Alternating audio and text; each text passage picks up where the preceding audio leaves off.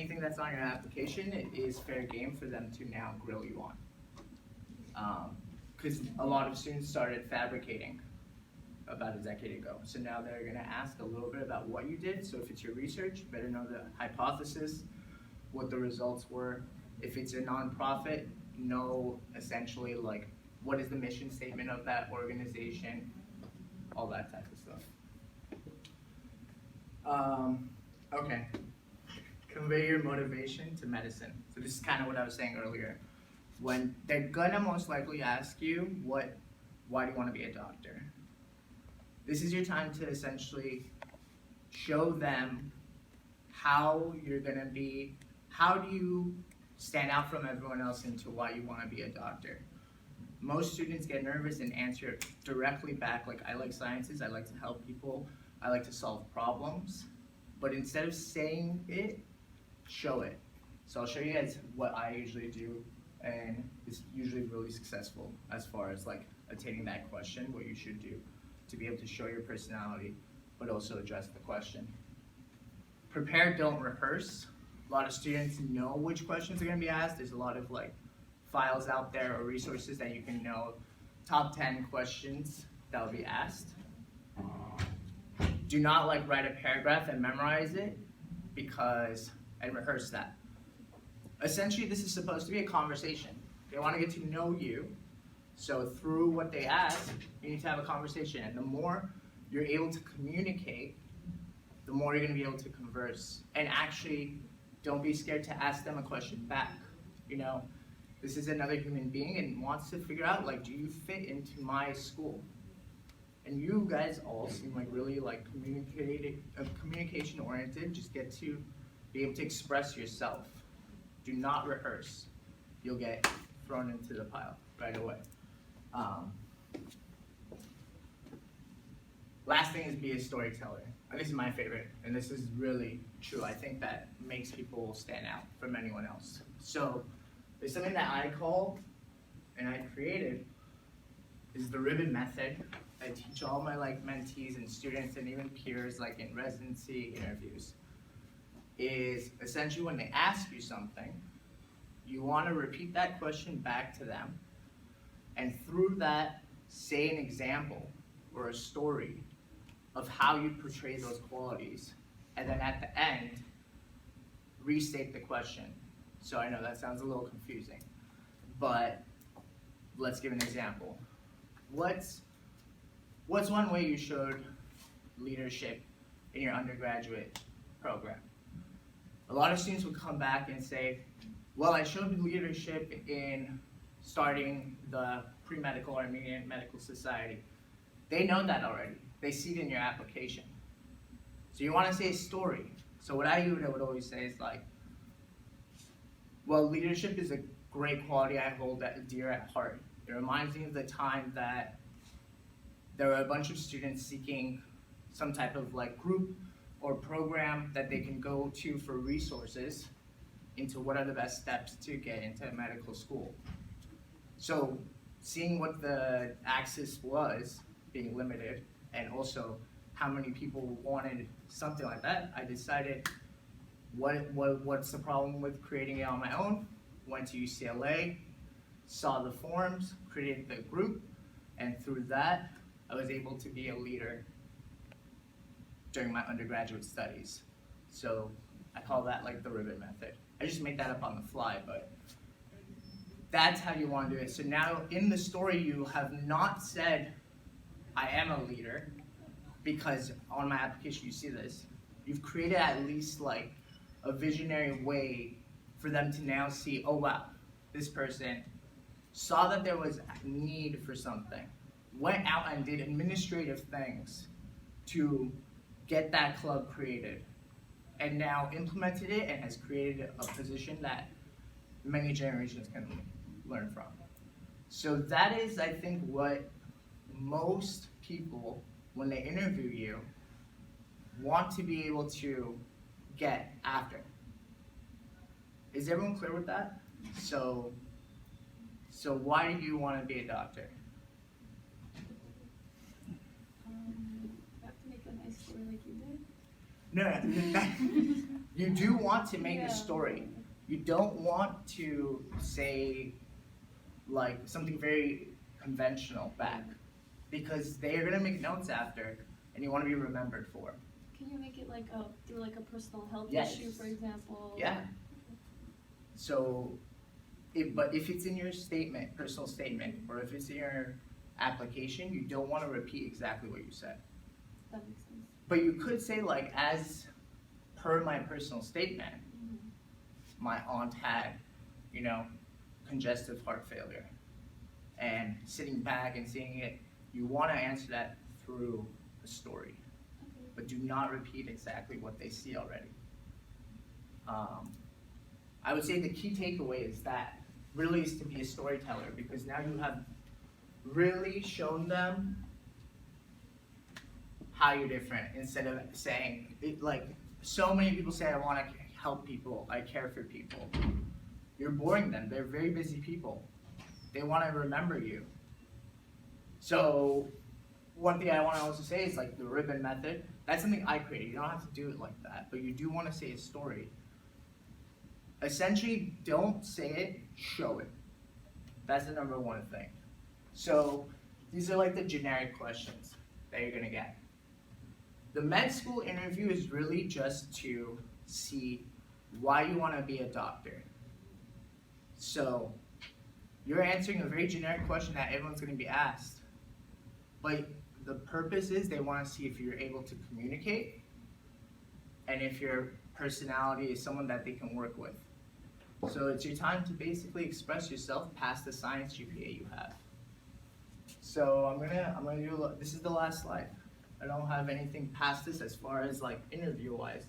So if you guys have questions, I'm gonna actually ask some of you these questions. But actually general tips too is they will also ask, why do you want to come to our school? So you need to be prepared.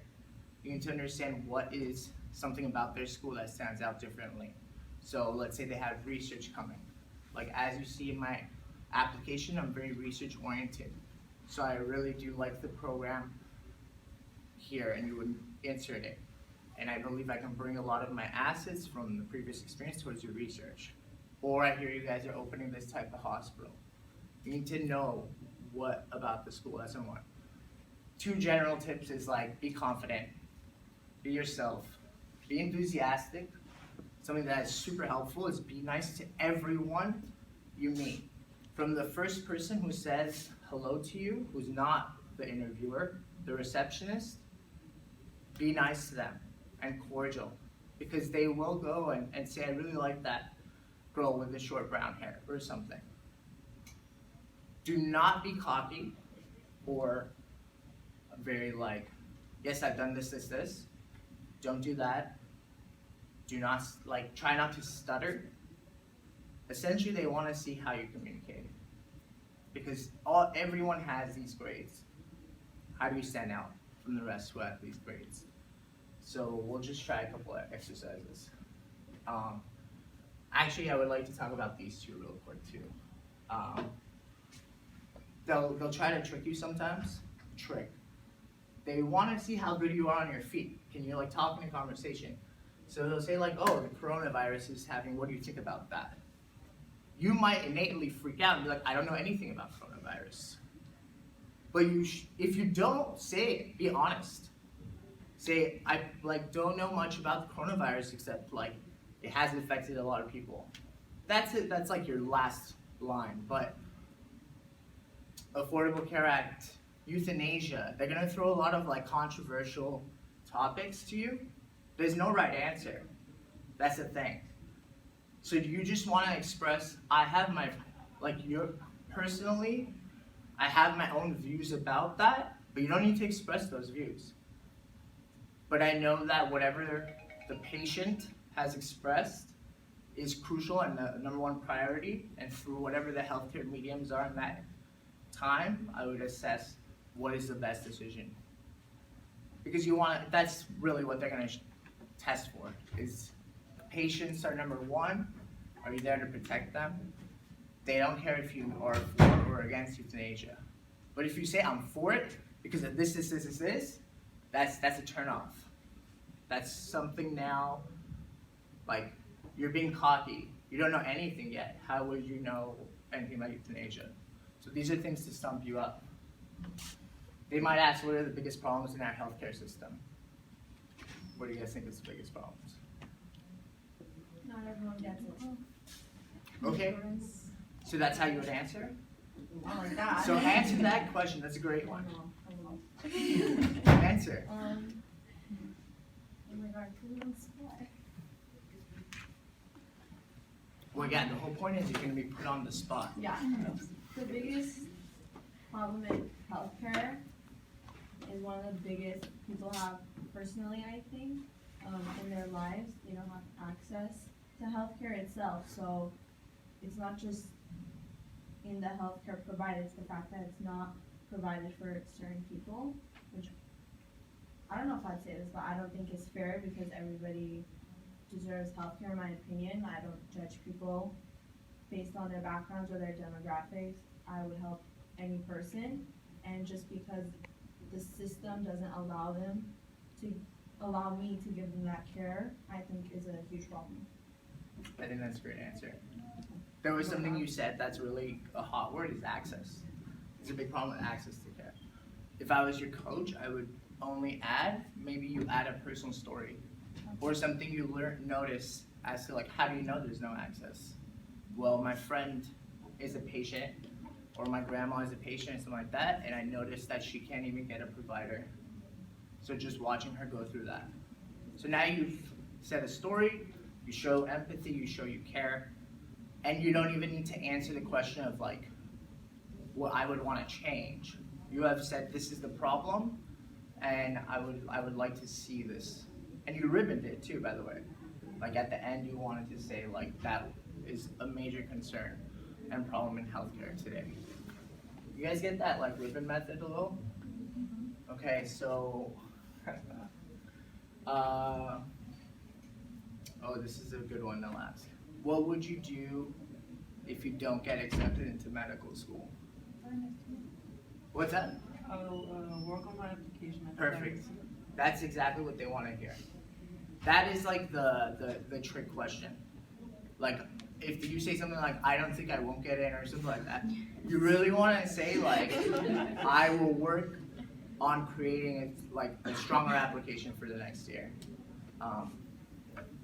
So they don't want to hear like you have a second option? For No, example, they of don't. opportunities. Because you've already now told them you don't really care about being a doctor. That's why I include this question specifically, is because, like, there's trick questions. So this is part of practice, and prepare. I can't do the whole stuff with you, but these questions are out there. If you go to the career advisors at UCLA, they'll help go through these for you. But the whole purpose is to be able to get comfortable with speaking to someone. Get comfortable with talking to someone. This is just someone who wants to get to know you. But you cannot, like, list qualities. That's what they're not looking for. They might say, what's your strongest quality? Don't say diligence. Don't say, like, a word. You would say, like, the ribbon method. Well, I think that's a pretty loaded question, but if we're thinking about the strongest quality, it reminds me of a time, or it really makes me think of the time of when two of my medical student friends, or whatever, my friends were arguing after an exam. I'm making it up. Like, the whole point is you want to get these stories in your head that express leadership, teamwork. You want to talk about team a lot. A lot of people want to do medicine because they think, like, oh, I'm going to be a doctor. The whole point of being a doctor is being able to work in a team. You have a nurse who knows more than you. And if you're mean to that nurse, you're done. You also have, like, administrative people who know the patients. Also, it's just all about teamwork. So you want to basically think of a bunch of ways that you had leadership, teamwork, communication, philanthropy. What did you do that helped you grow also? Also, if you have failures, that's a way to express it, is not timidly and getting passive and saying, I know my application has a 400 on the MCAT. you're just making yourself look worse. They know that. It's like, as you see, like, I had a 400 on my MCAT. I noticed that my studying skills were completely off balance. So I used my, information I gathered and was able to dedicate the correct studying skills that were implemented in my 3rd and 4th year classes. Something like that. You never want to kind of dwell onto your failures. You want to show how you grew from your failures. So, that's that. I would like to answer questions. Or you guys want to do the exercise? Yeah, this is a weird. It's just like weird things they'll ask you. This basically means don't wear a lot of cologne. Like, is that smell you? How come your grades are so low? They'll ask that, and we just answered it. Is you'll say like, I had the incorrect studying techniques. I went and obtained help from the career advisor, and then learned what the correct things are, and you can see that in my application like that. So you're twisting. You never want to say an answer right back to them, because how are you going to remember? There's people out there who have an Olympic gold medal. They're going to get in probably. They are in like some biotech company, all that. All they want to know is, are you a good person? Do you know how to communicate? And are you going to be able to work in a team? Or will you be remembered when you leave? How are you going to be remembered? Through storytelling, through conversing, not listing your application back to them. Because they'll write the notes, and when they write your note, they might not even remember you. So questions? If you had like either successful or failure experience in like high school, could you bring that up if it was like big enough, or should it like be within the 4 years? No, you could do that. As long as you're expressing yourself, like your personality, that's what they want to know. Do you necessarily have to say in high school? No, if it's good for the story, like in high school, I had a friend, then now you're developing like a journey that they can take with you. But you want to make sure you're not getting on a tangent. You have to bring it back to the question. That's one way I showed, like empathy or whatever the question was. Any other questions? How do you approach the multiple mini interviews? Because these like seem more like the traditional talking to some board member, like previous med student versus just apparently it's like 10 different scenarios. It is. It's like a phone call, stuff like that. I can't say it here, but my advice right now is use the resources you have at UCLA still, because they do hold mock like MMIs, like multiple mini interviews, so that you can get to know what type of situation. So that goes back to the slide, like practice. Practice the interview. Ask your friend to ask you questions. If your friend's too uncomfortable if not taking it seriously, ask a mentor. We have like the AMS that you can find a mentor to help you with those. You have the CAM, career office. They do these things for you. Use your time and your resources you have right now instead of being spit out back into the real world. I mean, like UCLA is a little bubble right now. You're spit out to the real world and you don't have those resources anymore just because you don't have a login. And it's too late. It's like, oh man, I didn't get to use this. A lot of you are pretty early into your studies. So first thing I would do is set up a meeting for next week with the career advisors to see, like, do I want to do research? What type of research do I want to do? Do I want to do philanthropy? What type do I want to do? Do I want to do community service? I think you should do all of this, but where do you want to concentrate to make sure your application is the strongest when it comes to someone? And you do want to make a theme. Like mine was pediatrics a lot. Like I did a toy drive, I did care extenders, that I was like the division chair of pediatrics in Santa Monica for care extenders. So at least now you have like a theme. So that's one way of showing your personality through your application. A lot of times you might not know what to do, but the earlier you get involved, the earlier you're able to see, like, I don't like molecular biology, whatever it is. But the more you're gapped, it's assumed you've done nothing if you have a gap. So the gap year that I think a lot of you were saying, you need to show that you did something in that gap year. Not go explore yourself in Europe. Yeah. Round of applause for Chris. Thanks. Thanks, guys. Nice. Thank you. Can we roll this up? Yeah. I just like put some slides together. This is it for ASA students? All of UCLA? Most it's the pre-med society, People so are sleeping? midterms this week. All right. Well, just blurt out what year you guys are in. First year? Third? Fourth? Second. Third. Second. Post-grad? 17th? All right, and then let's go with what are your major fears right now? Because I remember about 25 years ago, I was sitting in your spot, but we didn't have anybody mentoring us. That's why, tell me. Rejection. Rejection, you're afraid of rejection. Get used to rejection. It'll make you better. What else? But that's a valid fear in every facet of life. Next. Failure. Embrace failure. Make sure you don't fail again. Seriously, kiss failure and make sure you don't fail again. Making the right decision that I'm not gonna regret. Making the right decisions That I'm not gonna look back and regret. that you're not going to look back and regret. Yeah, you're going to have to fail and get rejected a few times. And you're still never going to make the complete right decisions in every aspect of life. Okay? Now, I actually thought of this as a little exercise. Each and every one of you, I know there's a lot of noise, but this is life. Close your eyes and visualize where you are in whatever year it is. For some of you, it might be next year. For some of you, it's next week. For some of you, it's 10 years from now. Pick a time, pick a year, whatever it might be.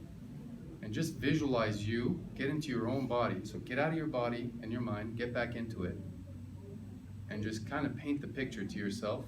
No one else cares, just you. You better care of what you're doing. Just a daily life. What are you doing?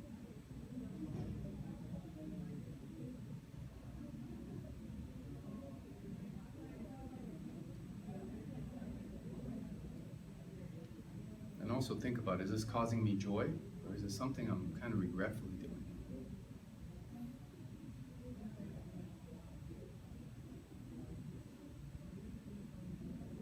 Was this worth it?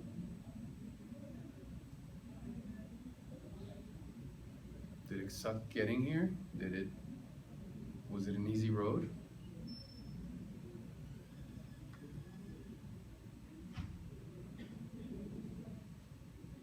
Am I gonna look back at 2/24/20 and laugh about my fears of rejection, failure, maybe or maybe not making the right decisions?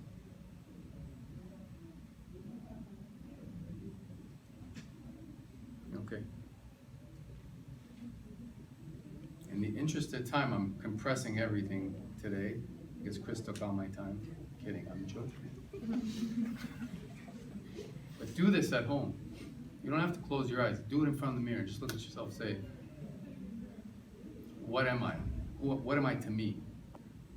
Because half the time we're doing stuff for other people. What am I to me? If I can't do it for myself, I can't be great at it. I'm actually going to do this one more time. Another maybe 30 seconds. Close your eyes. And really believe in that you, a minute from now, a year from now, 10 years from now, or whatever, 20 years from now. I know each and every one of you believes in you. Because guess what? I believe in you guys, otherwise I wouldn't have taken my time right now to come out here. Your family believes in you, your loved ones, your friends believe in you. And I hope you leave here knowing that whatever that vision is in a month, a year, 10 years from now, it's gonna happen. Like the rejection, like the failure, all that stuff, it may not happen the way you want it, in the time frame that you wanted it, but if you believe in it, it's gonna happen. Mark my words. Okay? You guys are sleep deprived. All right, so there's every single aspect of pre-med and med and post-bac and all that stuff here. What Chris said was absolutely right about if you take a gap year, whatever you're doing, you better show something about it. All right? It's great to start something, but you better know where the finish line is because you want to finish that thing. I don't care. You could have started 15 projects and not finished one, and someone else could have had one little abstract that they worked on for 10 years and have something to show, right? A result that someone can actually Google and stumble on, or PubMed, or whatever it might be, okay? And that's gonna weigh way more than you being a golden heart. I speak this from experience. Going and volunteering for a bunch of hours, making sure I didn't do any drugs, any alcohol, right? And then what? You get passed over. People look right over you. Why? Because you didn't leave that imprint. So when you go to that interview, and by the way, is everyone here interested in learning how to interview, or do you have other like burning questions about, because I'm not gonna talk about grades and MCATs. That's all on you, okay? With the crappiest MCAT, you'll get in somewhere, mark my words.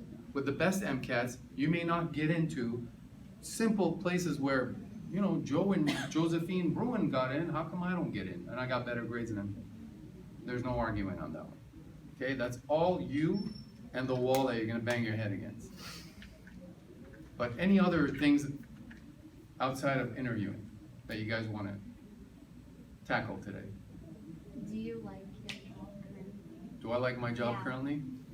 What are the negatives?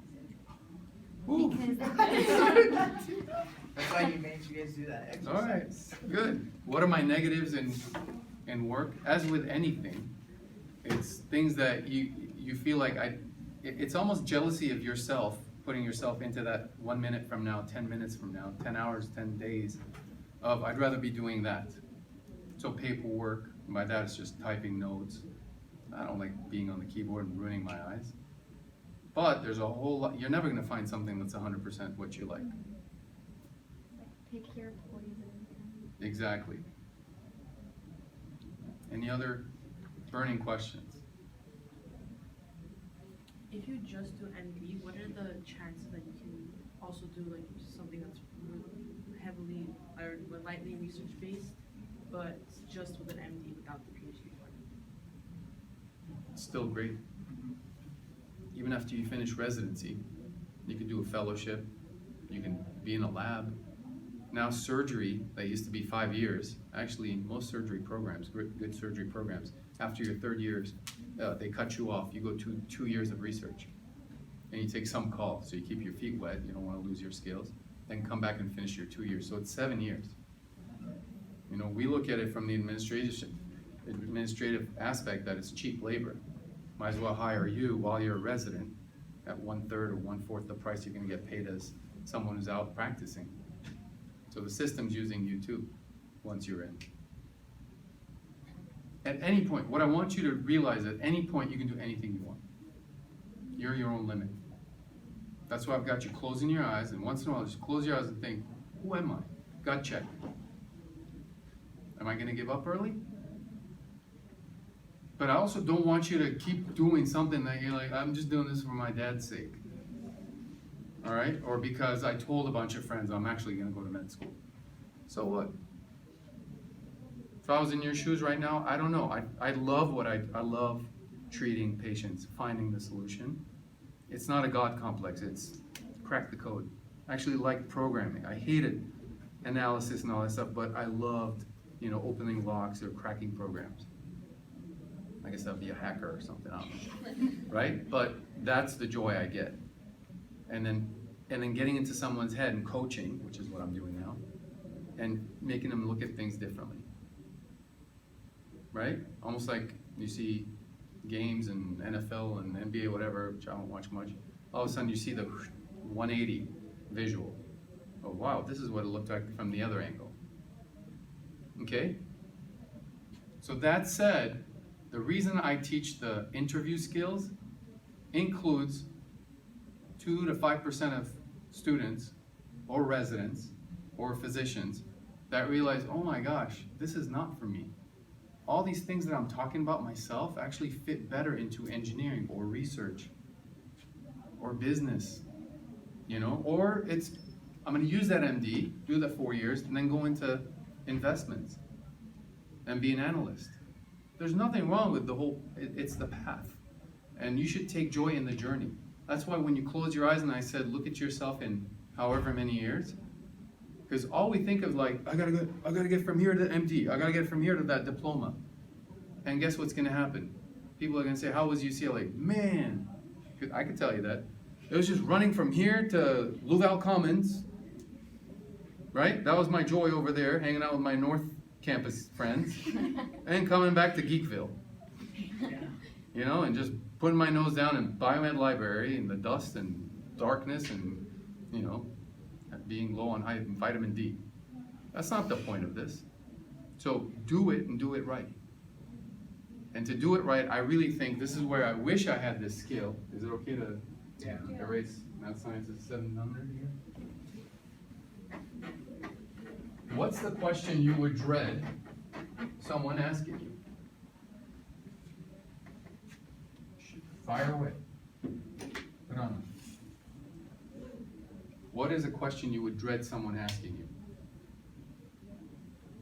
First, they're gonna kill your name. Then something here. Yeah, you are right. That's me. Okay. My So- name is Ranush. Everyone has that problem. And what else do you hate when they ask you? Why do you want to become a doctor? Why do you want to become a doctor? Okay. I think they were all on Chris's slides. What else? Don't you want a family? Don't you want a family? Yes. That still happens actually, even at the fellow level. I feel like it never stops. Mhm. I see it a lot, so it's annoying. One of these days that'll be like, wow, I can't believe you still ask that. Give me one more. If you can do it all over again, would you still do the same path? If you could do it all over again, would you pick the same path? Okay. What do Any you other- think you give up by becoming a physician? Say that again? What do you give up by becoming a physician? I've never even been asked or thought of Yeah. asking that. You dread being asked that? Well, I mean, That's a it's good question. like What are a you giving up? fierce, yeah. Alright. Okay.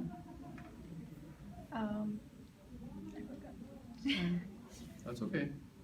If you think about it, let us know. So, here is my golden parachute to get out of any situation, including someone who asks you, because I've been at, one interview where the guy was from the same country I was born in, ripping me a new one, saying like the equivalent of, oh, so you're Armenian, so you're born in the ghetto. It's like saying it to any other race and saying, oh, you're from the barrio or the hood or the ghetto. I said, my dad grew up there, but he's like, but you're this, so you must be from there. Just constantly jabbing. The same kind of person that I'd heard for female applicants would say, this is your time to have a family. You should really leave it up to guys to apply. Do you have time to waste to go after this person, or do you have your own things to do? I hope you say, one day we'll get this guy, but for now I gotta get to my path. All right? So how do you get there? It's really a simple grid that the Duke School of Business developed for their graduates. As much as I love UCLA, we are still all numbers here, and we gotta look out for each other. Because my faculty number over here is my undergrad number. You all have a number with 3 zeros in front of it. I'm still that same number. Is that sad? It's like being a prisoner. All right? So, when you come out to that interview and they, maybe in the first minute, or maybe in the last minute, ask you that inappropriate question, you're gonna answer with this grid, which I'll show you in a second. All right, so let's go through this. Tell me 3 things about you. I'm actually gonna do mine because there are a lot of you guys, but think of the 3 things you would ask. And I always say the first one should be something like your engine. You're like selling them a car.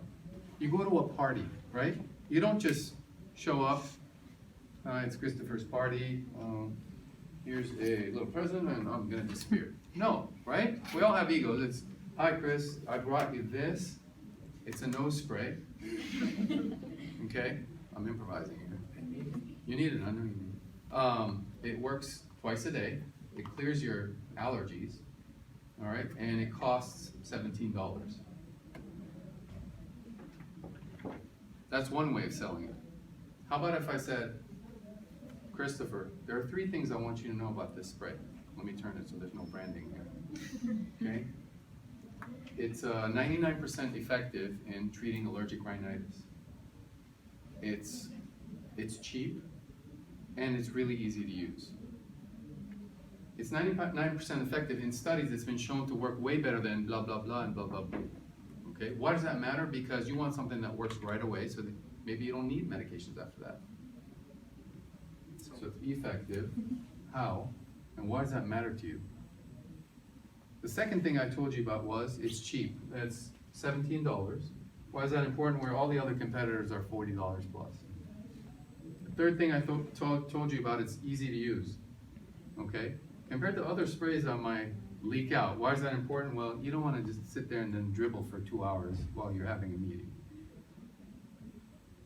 Is that not a better way than to say, hey, got a present for you? Right? He's not going to remember the present. Right now, Christopher might not remember all those attributes about the spray. But when I leave, he's sure going to remember that, man, that guy knew his stuff and showed me a product with all, like, everything that matters to me. So it's literally what, how, and I've added this to that grid, so what? Okay? Now you can do that. You are all, and I am, a spray right now. You're a product. You have to sell you. It's time to get out of shy mode and no, you know, I can't do this. Yes. Because it's your one chance when you're sitting in that interview to make it pop. Okay? So I'll tell you how I used it when I was sitting in your seat. So I said, what's my biggest, the efficacious part, right? Does the spray work or not? Something about work. Mine was perseverance. Okay? The other thing was community service. Because since undergrad, where I did a lot of volunteering with homeless, or now where I have a charity with music therapy, it's important for me to give back. And the last piece is, I'll call it cultural diversity or multiculturalism. It's culture. So it's 3 different axes of who I am. Not, oh, I'm perseverant, I'm hardworking, and I'm diligent. That's like X prime, X double prime. Or I love the science, I love the arts, I'm very musical, and, you know, here's a color wheel. Well, that's too artsy. So split it out like an X, Y, Z of who you are. That even your twin might be, you know, X prime, Y, Z. So, how am I perseverant? Well, guess what? I didn't do too well in undergrad in my first couple of years. And I come out and say it. Why not? That's the elephant in the room. So let's address it. So, poor undergrad, and picked it up in the latter years, and then I actually did grad work. Okay? Or sports. So it's perseverance. It's always saying, I don't care if I lost the first half or whatever, it's I'm going to come back and finish this thing. Why does that matter? So listen to the language. Should I come to this program, or if I end up coming to this program, this university, it's UCLA, this USC, or University of Virginia, right? Because they're going to think, really? You have an aunt out here? Really? You know how many times I've heard that? No, it's more, if I end up coming here, match. I'm going to be the one that perseveres, stays behind, blah, blah, all these undefined or indirect dollars, as I call them, that nobody else here said except you. If I come here, I'm ready to work without like, it's just salary based. I'm not here checking in, checking out, thumbing in, thumbing out. I'm doing this till the work is done that day. It might be 9 p.m., might be 2 p.m., and it might be 9:30 a.m. Okay? Community service. How? Well, back then it was, I did homeless outreach. Okay, now I say music therapy. Why is that important? Should I end up coming to University of Pennsylvania or somewhere in the Caribbean or Ireland, for all I care, I would like to establish a franchise of that charity and leave this place better than I found it. Ooh, wow, like we can't even get our PR people to give us this much advertisement. The last piece, multicultural, again, put your own little pieces of what you think is important in your life. Due to moving around, I spoke a bunch of languages and know a bunch of cultures. Why is that important? Should I end up here, I think medicine has a lot to start from genetics and culture, right? Familial Mediterranean fever. When people say we're all exclusive groups, guess what? Sephardic Jews, Armenians, Italians, and Turks share this common disease. And somehow they split when they came down some mountains and became enemies, or friends, or or sailors, right? But should I come here, I would like to emphasize the linguistic, the cultural differences, and see why we've got disparities. Why does one group just trust the system blindly and another group, no, don't bring in the doctor to our community, okay? And guess what? I don't need an interpreter when I start an interview with a patient. 90% of the time I can figure out what language they're speaking, come up with something close to it, and that's it, we got a trust going. Imagine saying hi in a different language, how are you? That trust versus yelling at them like most med students do. So, what brings you in here today, Mr. Jones? Like, I'm not deaf, right? But you've seen this. I've had it too here, where a resident basically is yelling at me. What brings you in here? I'm like, maybe it's my ACL that I told him. Why are you yelling at me? Okay?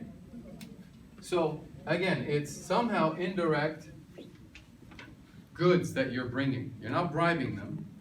So this is how I would work the question when they ask you, you should be getting a family right about now. Or, we don't like your kind. Blue jeans, not happening. And I think this year we're legitimately capped at 20 students and you're 21. Are you gonna give up? No, you're gonna make a 21st spot for you. You're gonna say, guess what? We're celebrating blue today. You're gonna love my kind, because let me show you about my kind. And guess what? You can fantasize whatever you think I should be doing. I know what I'm gonna be doing, whether or not it includes that, that stereotype of yours. So this is how I would answer it. When, along the interview, you find like, you gotta tell this person. You gotta come up to Christopher, your interviewer, and say, I know you keep saying you don't have any issues, nasal, whatever. I can hear you, man. You really need this. You're dying to like bust this out, okay? Much like as a human being, not the spray, okay? He wants this at the end of the session. In the session, I call it a boxing match almost, and I hate boxing, punching sports, all right?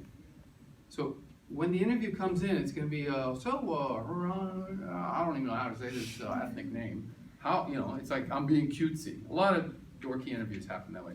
So how was your flight in yesterday evening? So literally it's like jab. She has to jab back. She can't be like, oh, come on. Or, wow, what a great question. So it's literally jab, jab. How's your flight? Oh, it was a little turbulent, but it was fine. You're coming from LA, way warmer than up here in the Midwest. Yes, it's in the 70s and blah, blah, blah. How was breakfast this morning? Did they treat you well? Yeah, not bad. Okay? You might have that scenario, and you can have it go on for 15 minutes, 20 minutes, and the interviewer might look and say, okay, right? It's almost like an anesthetic on you. Well, if you don't have any other questions, did you leave this for the person? You haven't. You're gonna disappear, and they won't even know who the heck you were. They'll feel good about, this person meant nothing to me, and I'll try to think of someone else who's good to refer to the admissions committee and say, I met her, and she really knew her stuff. Yes, it's the person with the UCLA emblem on their chest. That's what I was looking for. But you want to pop.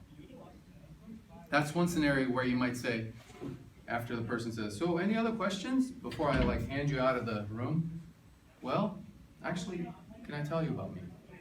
So that's like we have 20 people already. You're a little late.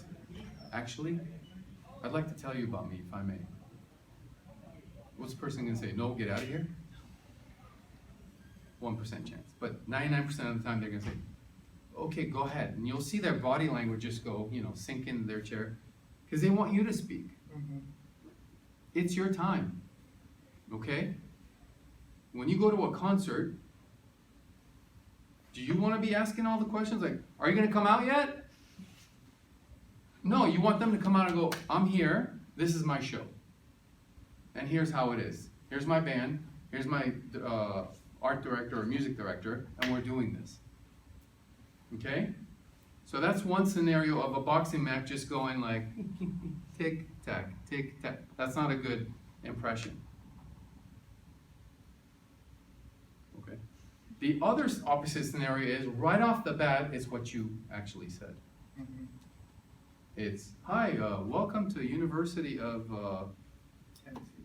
Prejudice, right? And, I'm using your words. You know what? It's time for you to go have a family. So either they're kidding around, which is not a cool joke, or they're dead serious about it. You want to say, actually, can I tell you about myself? Because guess what happened? It wasn't a jab. It was right off the bat. The person just went and clocked you. And you're like, that was good. Here's how I can clock you right back. And for those types of people, that's how you're going to gain their respect. And it's like, wow, that girl can pack a punch. Or that guy can pack a punch. I like that. You just want to get there.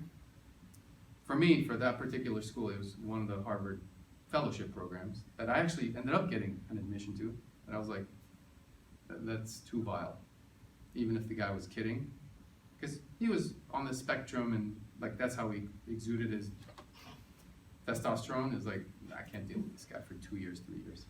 Yeah. But how do you do that without seeming disrespectful or rude? Because if they ask you a kind of question like that you really don't want to answer, So give me a vile question. No, like that. Like you said, shouldn't you be having a family right now? And then you said, oh, I'd like to tell you about myself instead. That doesn't come off rude in any way. How was that rude? I don't know. You don't want to answer that question. Wasn't that rude what he said? Yeah, but he has the power. You have the power. Yeah. Starting today, you have the power. So ask me that question. I'm her. Ask me the question. I'm like all bright-eyed, bushy-tailed. I'm here. I'm the nicest person on earth, and I know her. She is one of the nicest people I know. You are on Mondays. Good thing it's a Monday. Yeah. Go ahead. Fire away. Shouldn't you be starting a family right now? Well, if I may tell you about myself, and maybe you'll understand more about me. You know that art of Aikido? You threw a punch, and actually I'm going to take it and make you feel the pain from your punch. And here it is. There are 3 things I want you to know about me. Perseverance, community service, and multiculturalism. So I laid them out this way. Perseverance, I was hurting in my first year of undergrad at UCLA.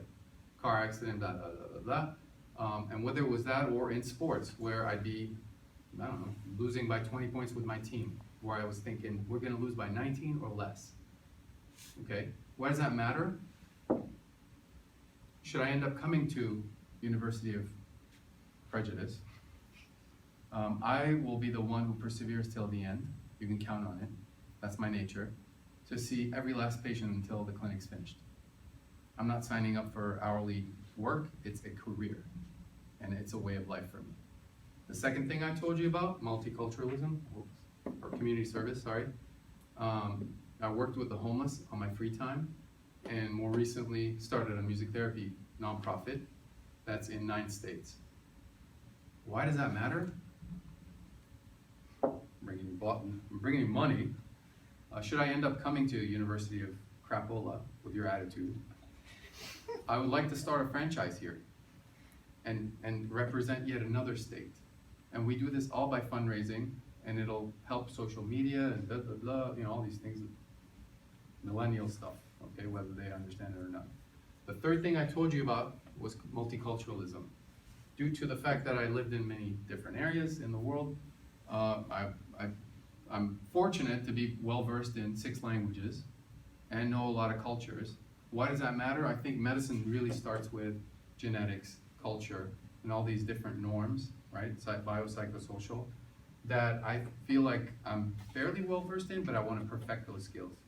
And that's what will make my intake, my examination, my assessment, and then my plan better than the norm, and always trying to make it better. So in summary, those 3 things that I mentioned, perseverance, community service, and multiculturalism, listen to the way I'm saying it, I'm glad you're videotaping this, are what I hope you will take back to the admissions committee, should you choose to be my advocate for next year's class.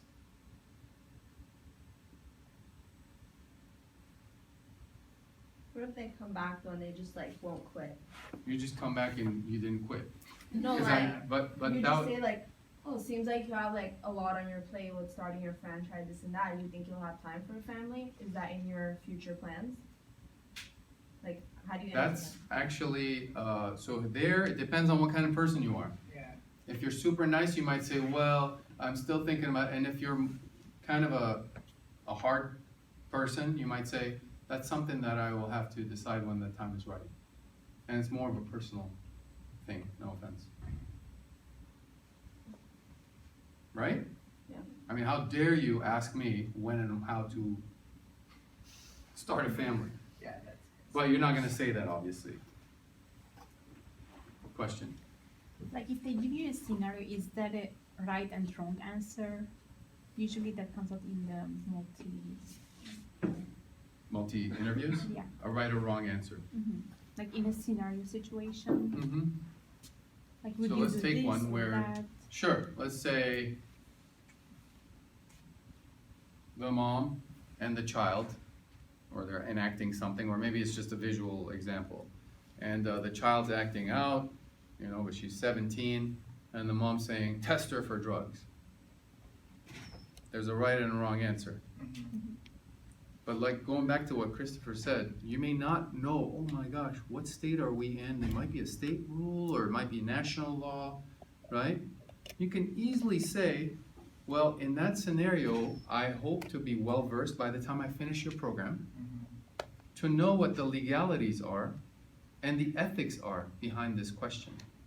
So to me, the most important thing is not so much today what to know about this, but to always be ahead of the, so see how I kind of just sidestepped your question and saying the right answer is the right answer.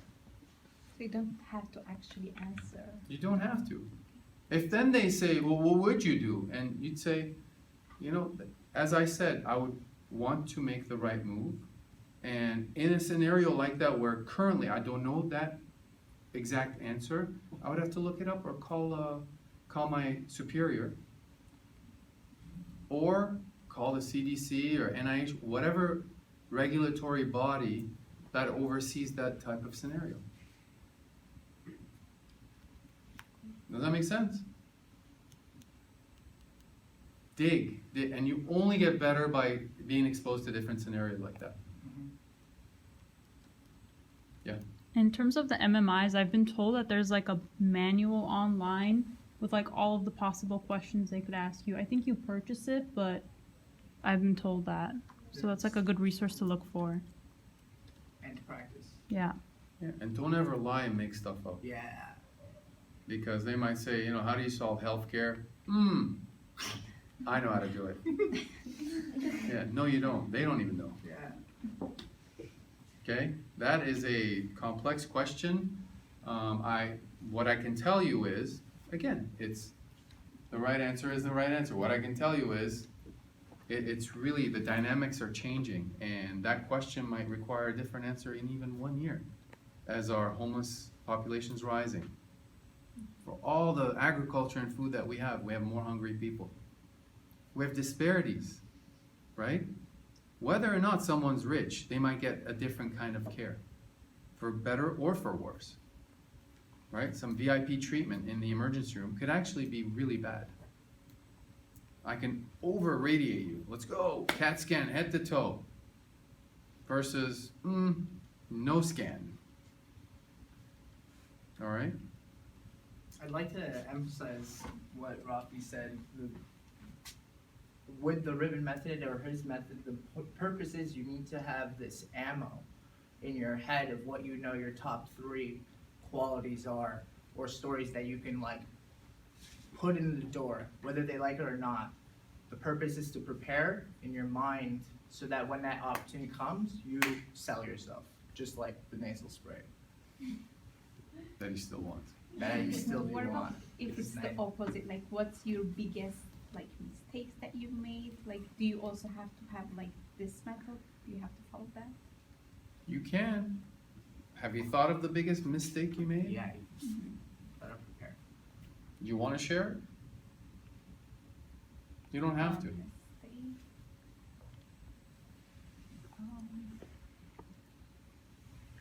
Not a mistake, but like maybe not staying in Lebanon to finish my school and deciding to move here and starting all over and like just losing years.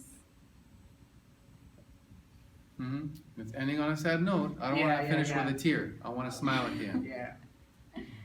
Turn it around. But I'm perseverance and I'm here and I'm following up and I'll reach my goals. And I have, tell me your name again. Palik. Panik. Palik. Palik. And I have my Palik 1, Palik 2, and Palik 3 points to tell you about, which I know are going to take me through, because that was unpredictable and it's beyond my power and my family's power. Right? It's okay. And here's how I'm going to do them. So as I told you, Palik number 1, I've done it through 1 prime, 1 double prime. Why does that matter? Because that's what's going to get. You're telling them, this is why you want me. I'm gonna have to go.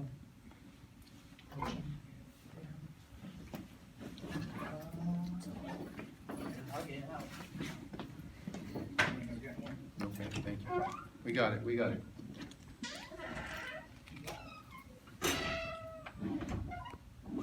We got it? Yeah. Okay. Holly, can I say your biggest mistake is actually your biggest strength that you didn't realize? You were able to come here and assimilate and learn and look at where you're sitting right now. So that's what you tell them. I like how you said, like, I wouldn't call it a mistake, but instead of gapping and waiting, you prepare that and you would say, I wouldn't necessarily say a mistake, but one thing is I came here from here and through these things, now I'm here. That's it. The strength. When you guys leave here, you're all in touch with each other, right? You're all in the same email? Sure. To the Wake Where's College Sophia? undergrads are. Yeah. You organized this. Yeah. Okay. I'm putting you in charge. I mean, I'm taking charge, so. Yeah, you did. But this is where Palik and everybody else who's got, like, you know, I know some of you quiet ones have, I know I have issues unresolved. You just, I mean, you, right now you grew to the next level. You got empowered by letting it out. But you need someone to converse this with other than neighbor, parent, you know, child, whatever it might be. Someone in the same kind of 1 or 2 years above or below you. All right, closer than I would be to you. They can bounce ideas. So who said there's a book about MMI, whatever, Yeah. MMA? MMIs, yeah. Mhm. Great that there's a book. There's always going to be a book, but there's nothing like that human interaction. Mhm. Yeah. Nothing. So do that. Get together. I know we did. And we talked about our problems. Sometimes at Kirchhoff, sometimes at Louval. All right, just dish it out. You have any issues that you can't resolve? We're around. Shoot an email, group email, not group text. Okay? So, any other kind of burning questions? Like I said, what's it gonna take to get in? And I'll tell you that you all look civilized and kind here. I had at least one in my class, and I know every class has that one, you're like, Are you kidding? They let this person in?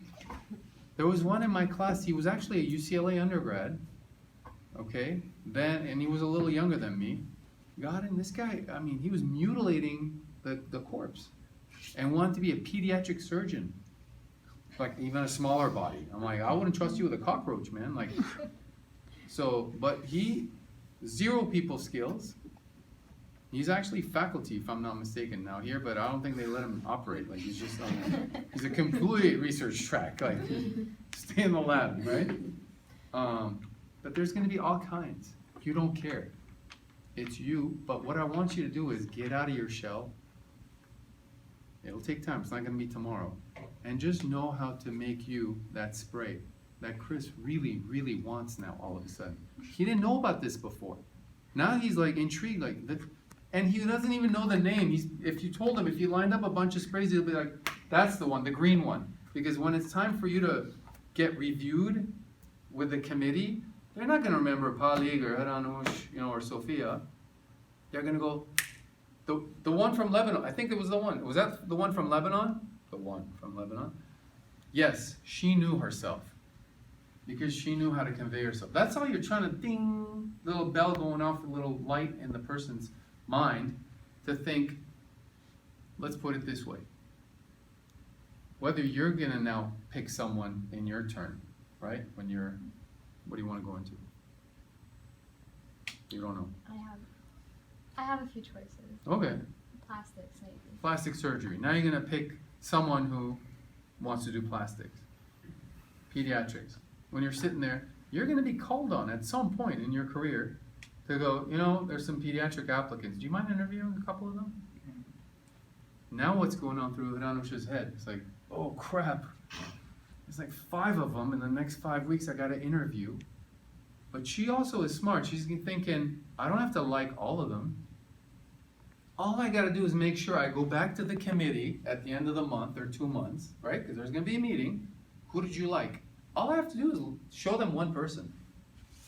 And I don't know your name, but it was the guy in the corner. Like, show me the pictures, or tell me this one is a dude who sits in the corner all the time. That one. Because he knew for pediatrics, he wanted to work with kids. He'd done some things that were kid involved, all right? And he had a kid, blah, blah, blah, 501c3. And he knew why he was doing each step. That's all it takes. They'll forget the name, they'll forget whatever. There's one little attribute. It might be the one with the UCLA badge, left shoulder. That's the one. She impressed me. Does that make sense? So grab that opportunity. You might get 1 interview, you might get no interview. And the next year you might get 20 interviews. When you have that opportunity, there's a saying in Armenian, let luck work. How do you let it work? You gotta do your work and create opportunities. If you don't see things, they're not gonna happen. So if you see areas where you can publish something, okay? Rather than just, let me go do what everyone's doing. No, parents said my neighbor's kid did it this way and got in. But that might have been the way to get in 2018. We're 2 years later now. It's look at stuff, analyze stuff, process it, and ask, why is that important? And all this might, for maybe 1 or 2 of you guys, say, geez, when I look at this person who's community service, I might as well have gone into nonprofit and run I don't know, United Way. You see what I mean? Which is fine. So I had a mentee 10 years ago, you might have remembered him, Derek Osepian. He had stellar grades, worked him through the interview, got in to UCLA Medical School. First quarter, right before Christmas, he calls me crying. I was like, are you okay? I don't know how to tell you this. I'm like, are you sick? No. Is your family okay? Yeah. Just say it on the phone. Cliffhanger. It's not for me. Okay. You just saved your parents 7 semesters of more money, right? He was the type where he made his parents pay. Little crowd. All right? But wouldn't it be nicer to today, before you're applying or while you're applying, to go, you know, physician scientist, that's more me. And I might just do a PhD with an MD or whatever it might be. So this will reshape you, and you'll think about this in 2 years when you're a resident, when you're out practicing. I still think about this sometimes, like, is that really me? Or does that describe me, or is this helping me go where I'm trying to go? Because that's my blueprint. Does that make sense? And this was literally given to me the night before my interview. Talk about a gift. And I didn't want to go on this double date and be a fourth wheel. But my friends were like, you have to come, you know, I'm nervous, blah, blah, blah. I'm sitting there shaking my leg. And his now wife's best friend was like, this is all in Atlanta. She's like, well, you're being a good sport, you know, but your leg hasn't stopped shaking the whole night. I was like, I know, because I got an interview tomorrow. No offense, I'm like, I gotta go. Well, interview for what? It's in med school. Do you know how to interview? I'm like, yeah, but I dread all the questions you guys asked. Why here? Why Atlanta? Why not go back to LA? You know, shouldn't you be doing something else that's closer to your whatever work or ethnicity or whatever? All kinds of discriminatory and non-discriminatory questions. And she faxed me over this grid because she was a Duke School of Business graduate working at Coca-Cola. And I get home, I'm like, what the heck? There were no grids. It was just what, how, so what. And I sat there in front of the mirror, yeah, didn't have too many friends, and practiced to myself. And the best thing I came up with is, put a friggin' $ here and sell yourself already, okay? Because you're worth it. That's why I made you guys all close your eyes. You thought about it. You saw yourselves when you closed your eyes. Did you all see what you were doing in 10 years or 2 days or a month from now? You're worth it, right? Otherwise, you wouldn't pursue what you're pursuing. So sell yourself. And my biggest gift to you is know how to create that rapport with the interviewer. It's 3 things I want you to know about me. This is how I do it, and that's why it's important. This, how I do, why it's important. This, how I do, why it's important. But the last piece is the beautiful part. It's like a gift. And so therefore, those 3 things I told you about me are what I hope you'll take back to the admissions committee, because you're not the one that makes the decision. It's still an admissions committee that decides.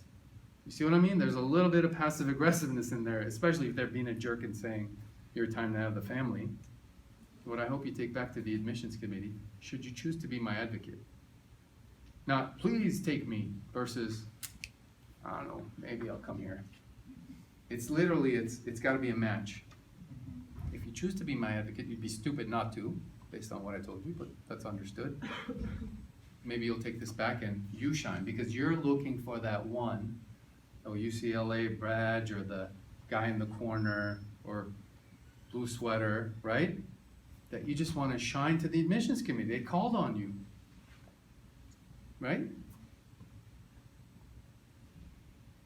So would you recommend going, my name is Ani, but I usually go by... I met you, Ani. I know. But I usually go by Annie depending on which phone number I'm using or who I'm talking to. Okay. Would you recommend going by Annie or Ani or like... It's like, how do you say your last name, Doc? I don't know. Doesn't, be funny. Yeah. What is Humor working gets for you. What is working for her? What do you like to be called? Doesn't matter. To me too, people are like, do I call you by your first name, or, whatever? What do you feel comfortable with, is my answer. Okay. Same here for that. My last name is butchered all the time. I've told people, you can call me Charmander if you want. Like, and it makes everyone laugh. But just something. I grew up on Unless the you East Coast, personally so are like friends. no one knew how to say my name. It wasn't until 2016 that people started calling me like Gasparian instead of Gasparian. Irish. Yeah, so... These days they're gonna ask you how you want to be addressed. Okay. That's a whole different thing. I want to advise journaling what Rafi said.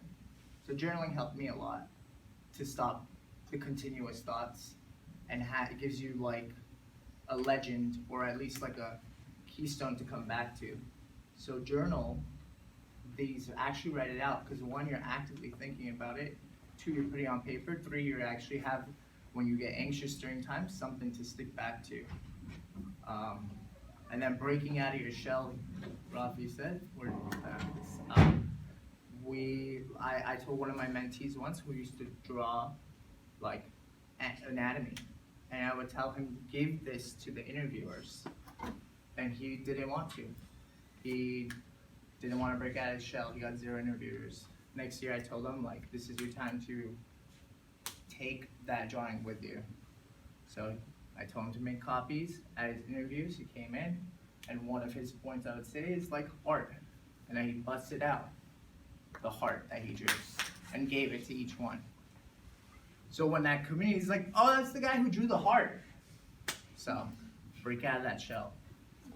So that same woman that helped me with this grid had told me, when you go somewhere, because I said, what are tricks you use in business? And she said, when we had to reject someone because we had enough interns, 2 of them, and this person went home and FedExed them a shoe and a card in there saying, just help me get 1 foot in. Boom, impressive, right? Like, you made a difference. Or a bouquet of a bunch of lemons and 1 orange, saying, that's me in the middle. Like, I stand out. So I want you to walk away knowing that I believe in every single one of you guys. I've met a majority of you guys at the AAMS mentorship night, okay? And I know you believe in yourselves. Just know how you believe in yourselves. And the last little gift in this grid, because you get nervous, and I can tell you that next day when I practiced against myself in the mirror and realized, man, how am I gonna look at this guy, right? I couldn't even look at my grandpa when I was a kid. I'd be afraid. He had blue eyes. I was thinking lightning's gonna come out of it from the sky. And I'd get nervous, wouldn't want to look at him, and I'd crack up. So I realized, if I choke, my first top left tic-tac-toe grid is gonna be this person, this woman, or the guy's right eye. Yeah. And I'm gonna say, there's 3 things I want you to know about me. The first thing, which is my machine, it's efficacious. He's perseverant, is perseverance. Then I'll be fine. You'd be amazed how, like, you zone in on their left eye, and that's it. You can see the nose, you can see the cheek, you can see the other. You're like, I got my point of reference. Make sense? Now you're like, when you do this, because I've interviewed pediatric residents, when I see that calm in the applicant's demeanor, I calm down, because I don't have to make an effort to, like, oh my God, why are you freaking out, right? Why are you nervous? Like, it's gonna be fine. So it helps you have an even better discussion. All of a sudden, you're very unlikely to get those silly backwards questions, right? That really show a void in this person's life. Okay? That's it for me.